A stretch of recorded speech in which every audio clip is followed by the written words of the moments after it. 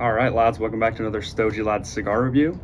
Today we are going with a quite small non-Cuban cigar. My cigar smoking habits are very sort of mood-based. I fall into sort of moods of non-Cuban or Cuban or Connecticut. Like I just get into a mood, and then for a few weeks, sometimes even months, I crave that kind of thing. Sometimes it's Cuban cigars and I'll just smoke Cubans for a couple months. Now it happens to be non-Cubans. I'm just like, there's something about the palate that speaks to me that's saying it's not drawn to Cuban cigars in this very moment. And even though it's kind of, it's afternoon here, I'm going with a quite heavy cigar. And this is the Liga Privada, Liga Único by Drew Estate, Papas Fritas. This is a very sort of interesting cigar. It looks very interesting for a non-Cuban cigar. It's small, got that long pigtail and the band on the foot. This is a Liga Privada No. 9, but not using long filler and in a very short format. So basically what they do is they use that really expensive Liga No. 9 tobacco, and obviously when you make cigars you cut to the leaves to shape them into the form you want, and that leaves a lot of sort of leftover tobacco, I guess. Instead of throwing that away or selling it or cutting it up into small, I don't know what they do, cigarette tobacco, I don't even know, to be honest, probably not cigarette tobacco, but instead of putting that through a machine and like making it short filler, they use that mixed long medium filler that they call it and roll these papas fritas. And I know Steve Saka used to smoke these like crazy. So this is basically Liga Privada No. 9, but with sort of mixed filler ends. But it's a pretty expensive cigar for the size still, because it is very expensive tobacco, and it's still hand rolled. So you're not getting a complete short filler experience here, but you're not getting the full experience either of the Liga Privada No. 9. So it's a kind of interesting cigar. It's got pretty good reviews. It's probably the most popular sort of mixed filler. It's probably the only non-long filler premium cigar that I can think of.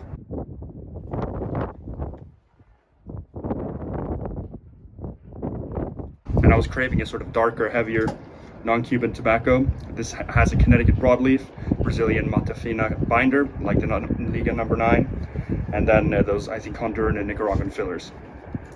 And it's interesting. It's got a really nice toothy long wrapper. It's 4.5 inch around, I believe, by 44 ring gauge. It's a nice vitola. I like this vitola.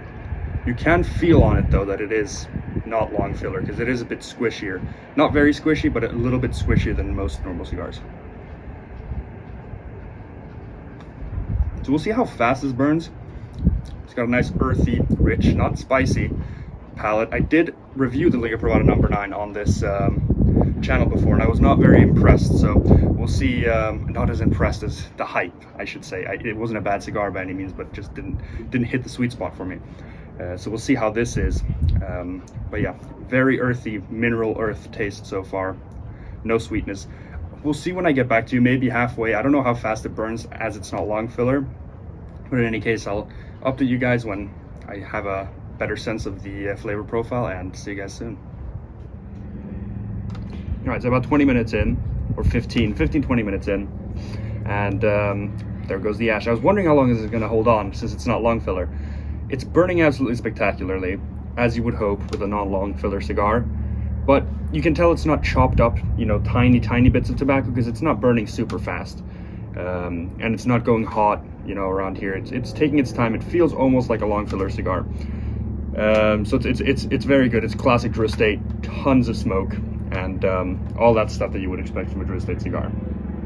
Flavor-wise, it's not bad, but it's not very exciting. And I would chalk that down to it being non-long filler and a simpler cigar, but I've had the Liga Privada No. 9, and it's sort of just the same, but in a smaller format. It's very mineral-rich, heavy earth. That's the main note.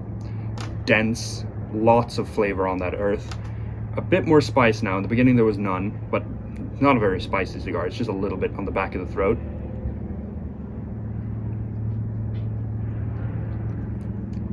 Some, like dark roast coffee. It's not like a sharp espresso. It's a little bit milder than that. I think maybe because the earth is just so overpowering, but very little sweetness. And that's what I love with Connecticut broadleafs. I love that dark, rich sweetness you can get. in some of these types of cigars, but on this one there's just not a lot of that. There's a tiniest hint of dark chocolate and a little bit of dark sweetness on the long finish, but it's very slight. It's very slight, and it's a little bit reminiscent of not a little bit, it's very reminiscent of the Liga Privada No. 9, where it's just not a great balanced cigar. It's kind of one-dimensional. It's rich and heavy earth, and it's very flavorful in that sense. Medium to full for sure, not quite full, medium to full, and dominant in that earth. Now the finish is sort of shifting, but almost like 90% of the puff is just heavy mineral rich earth. So not mind-blowing, sort of similar to the Liga Privada No. 9, and I'm starting to make my mind up on the Liga Privada series that it just isn't for me.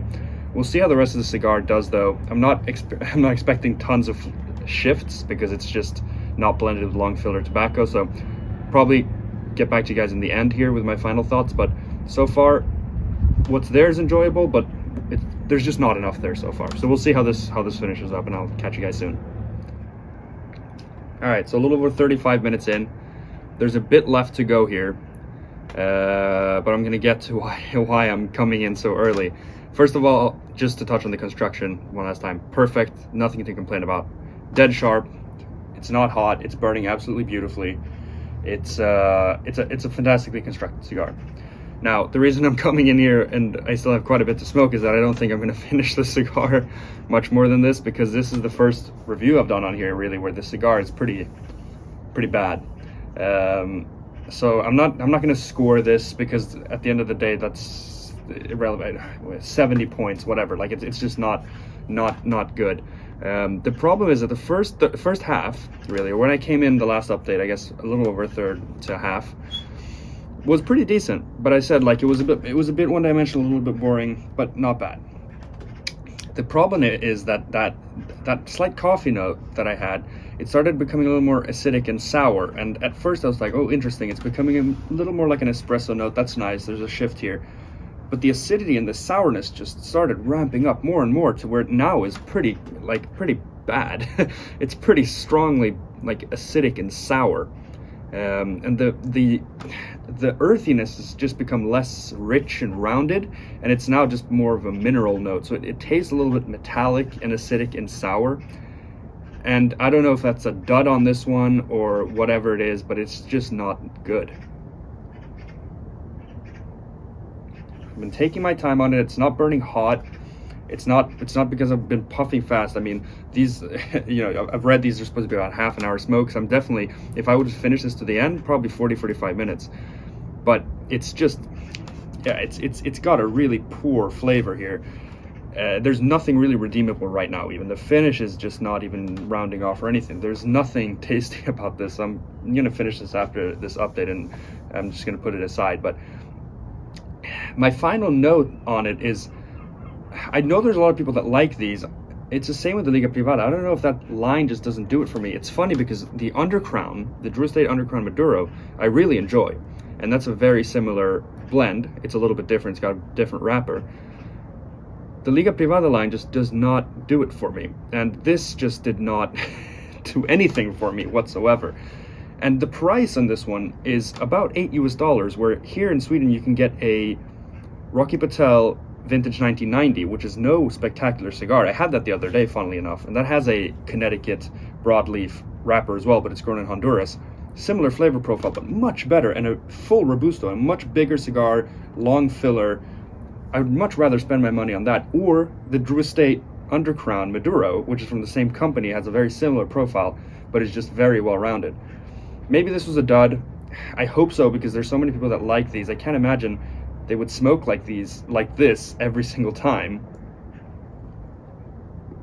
But other than that, I also just cannot really see where this fits in, because it's just so pricey. It's medium filler. It's so short and small, even though it burned decently long. There's just so many other good cigars for that price. I would never pick this up again. I'm sorry to have to say. So yeah, personally, I can't recommend it. I'm sure there's a lot of people that are going to watch this and say I'm nuts because these are supposedly very good. Maybe they are, maybe it's not my flavor profile, maybe this was a dud. Whatever it was, this was very, very, very poor. So yeah, just not very happy with that. it's going to be a while since I tried the any Liga line again from Drew Estate, because they have not done very much for me. This was medium to full all the way through, strength, flavor, and body, all that stuff. It wasn't very heavy punch in the face. And yeah, the second half just took a turn for the worse. So ending it at a negative note, but sometimes that's what happens. It's kind of crazy it's taken this long for me on this channel to smoke a cigar that's, you know, performed so poorly, because it does happen every once in a while. But at the end of the day, that's cigars. So hope you guys enjoyed this video as always, and catch you guys in the next one. Cheers.